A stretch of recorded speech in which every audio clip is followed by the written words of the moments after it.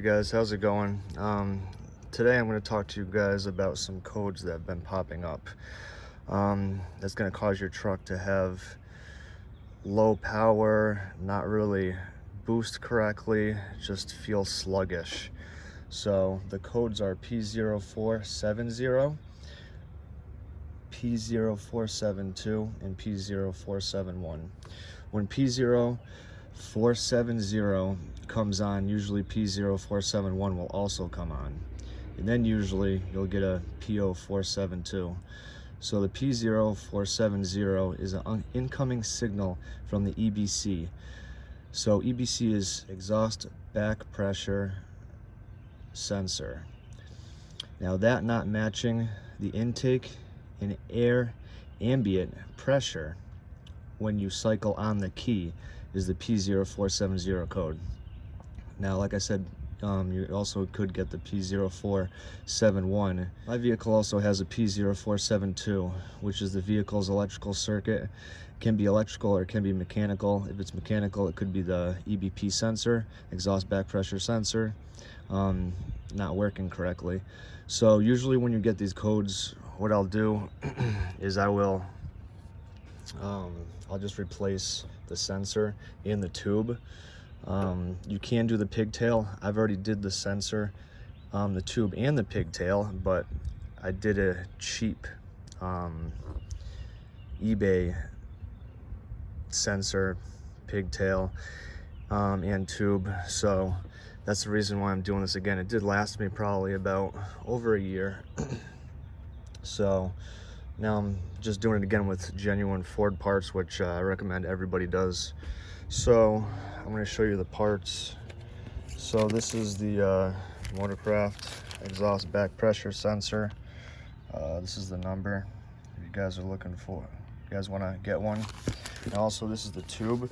Now these are for 2005 to 2007 truck. 2003 to 2004 have a different tube. It's located on the thermostat housing.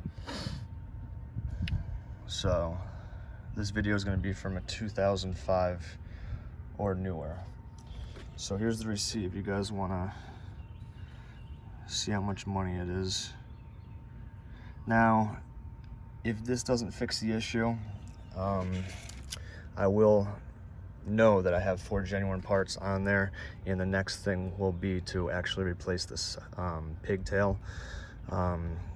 So we'll see what happens. But anyways, to replace this, what you guys are gonna have to do is remove the intake. I have an S&B intake right here, so it's pretty simple to remove the S&B. You can unplug your mass airflow here, and then what I do is I'll take both these clamps out, or not out, I'll loosen them, slide this rubber coupler down here, which will let me pull up on this and take this unit all out in one piece. So what else I tend to do, because the sensor is located right here off of the exhaust manifold, is I'll take the degas bottle, I'll undo both these hoses, and I'll bungee it from the hood just so I can get down and get some access to it. I'll show you guys what I do, at least for these trucks, in case you're new at working on them. All right, for the sensor, exhaust back pressure sensor, you're looking at 1-inch diameter deep dish socket. This is a 1/2-inch drive. You can use whatever drive. And for the tube, 16 millimeter. Okay, both sides. Get this off. 16 on both sides. Oops. Okay. Now, like I said earlier, just, oh, wrong way.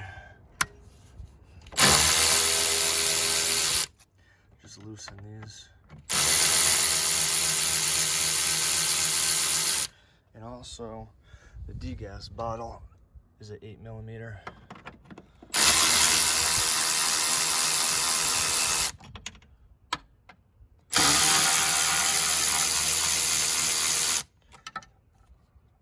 I usually just put these up here so they don't get lost. Like I said here, just slide this out of the way.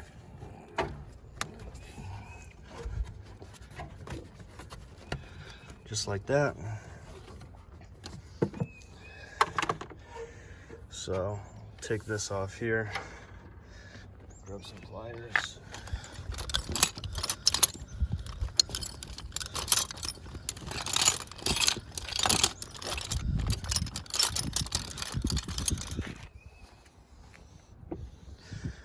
So usually put it like here or something. Take this one, slide this one off, put it like out of the way.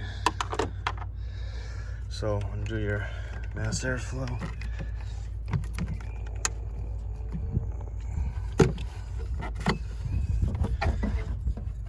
And your filter miter just pulls out. This up to the side. Intake should just come right out now. Just lift it. Just like this. Put it out of the way. All right, now you can see the sensor is right there. So that's why I usually take the degas bottle and lift it up out of the way. So degas just slides right out. There we go.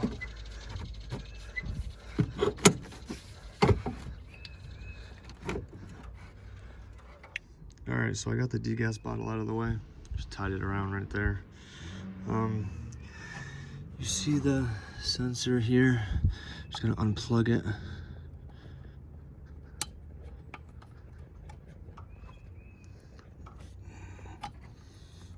So always make sure that you get that piece out of the way, the yellow.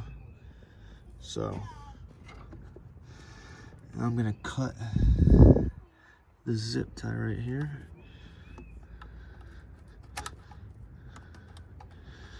That's just something I put on there when I did it last time. Get this out of the way. So this nut right here is a 10mm. Oh, this one right here.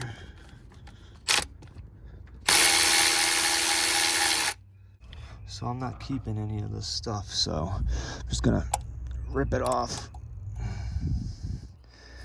Make sure you put this back on. Doesn't make sure the tube doesn't bend or anything.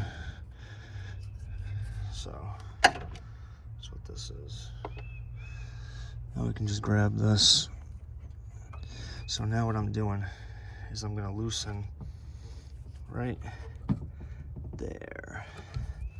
So see if I can get the 16 on it.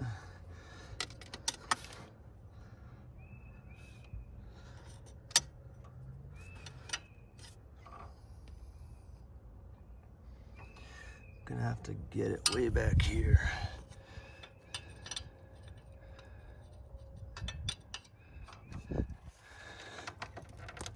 Well, that's on there tight.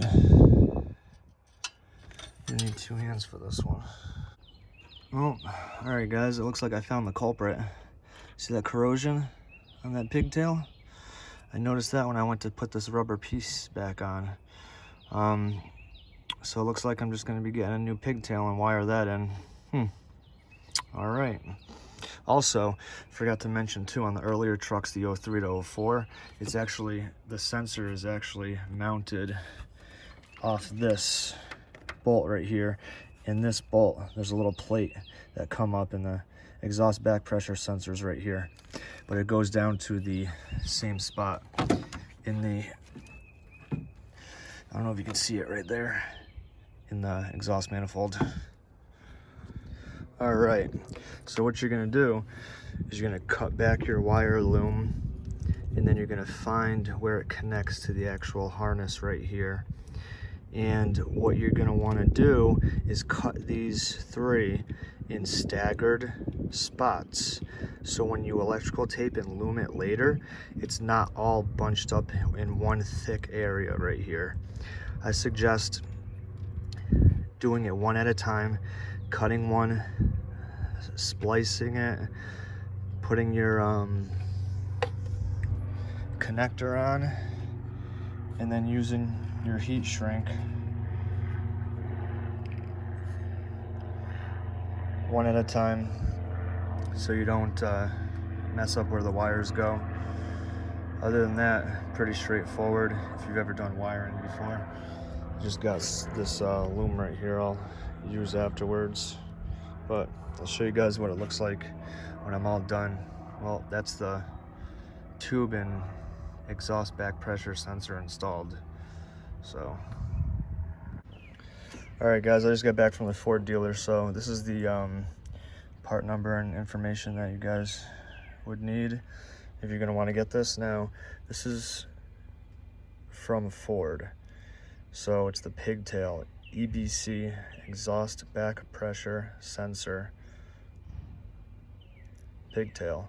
So I have a cheap one on my truck which I got off eBay for like 20 bucks. I'll show you guys the difference, and just another reason to always buy Ford genuine parts. I'll do a side-by-side comparison. Now what I do on these connectors, I usually burn off the plastic protector and then I'll put shrink wrap over it. That way it seals better, in my opinion. Just something I do. Alright guys, so this is what it looks like when it's done. All shrink wrapped and everything. But check this out. And also, this cap right here is missing on the other one.